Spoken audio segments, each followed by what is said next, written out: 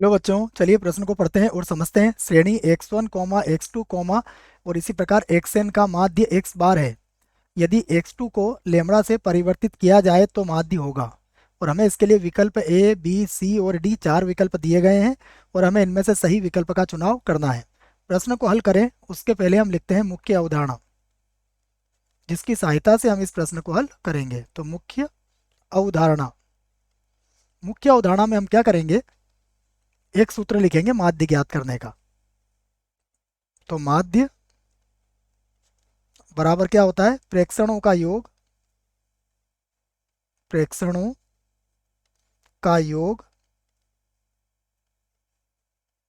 और बटे में आता है प्रेक्षणों की संख्या। यह सूत्र आपको याद रखना है। इसके लिए प्रेक्षणों की संख्या, की संख्या,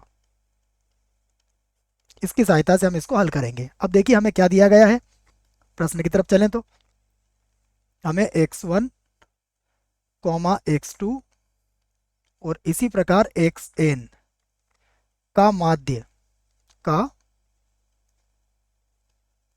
माध्य कितना दिया हुआ है, इसका माध्य दिया हुआ है x बार। ठीक है, हम इसको एक बार और लिखेंगे बच्चों, स्पष्ट रूप से कुछ भी नहीं दिख रहा है, मैं इसको एक बार और लिख देता हूँ। देखिए हमें कहा गया है x1 x2 और इसी प्रकार xn और इनका माध्य कितना कहा गया है, x बार।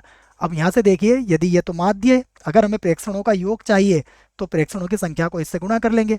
तो यहाँ पर मैं प्रेक्षणों का योग कर लेता हूँ। तो यदि प्रेक्षणों का योग चाहिए हमें, का योग, तो प्रेक्षणों का योग कितना हो जाएगा, देखिए प्रेक्षणों का योग हो जाएगा, यहाँ पर हम गुणा कर लेंगे x बार को प्रेक्षणों की संख्या से। प्रेक्षण कितने हैं यहाँ पर हमारे पास, प्रेक्षण है हमारे पास n। देखिए n कैसे पता लगा, 1 2 3, तो ये n प्रेक्षण हो गए। तो इसके प्रेक्षणों का योग हमारे पास कितना हो गया, n x का बार। अब हमसे क्या कहा गया है कि ये जो प्रेक्षणों का योग है बच्चों, ये क्या है, x1 plus x2 plus x3 plus xn तक का योग है। हमें कहा गया है कि यदि x2 को लेमड़ा से परिवर्तित कर दिया जाए तो इसका अर्थ क्या हुआ, इसका अर्थ ये हुआ कि हम इसमें क्या करेंगे, इस प्रकार से इसको लिख सकते हैं, यदि, यदि इसको पूरा लिख लेते हैं हम, यदि x2 को, x2 को लेमड़ा से, लेमड़ा से परिवर्तित, परिवर्तित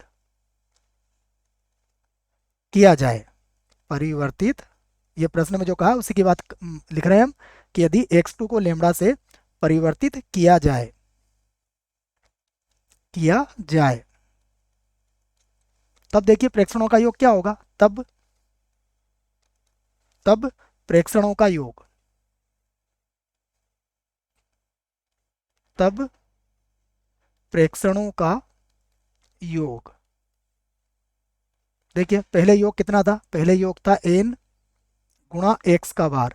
अब हमने क्या करा, x2 को तो हटा दिया, अर्थात इसको घटा देंगे और इसकी जगह पर किसको लगा देंगे, लेमड़ा को लगा देंगे।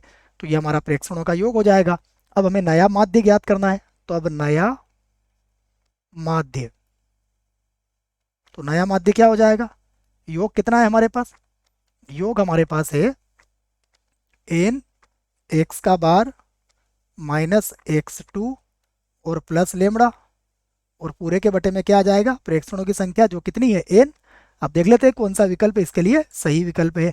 तो विकल्प ए तो नहीं हो सकता है, विकल्प बी नहीं हो सकता है, विकल्प सी भी नहीं हो सकता, विकल्प डी को ध्यान से देखो आप, n x का बार माइनस x2 प्लस लेमड़ा और बटे में कितना है, n, अर्थात विकल्प डी जो है इस प्रश्न के लिए सही विकल्प है। आशा करता हूँ आपको इस प्रश्न का उत्तर समझ में आया होगा। धन्यवाद।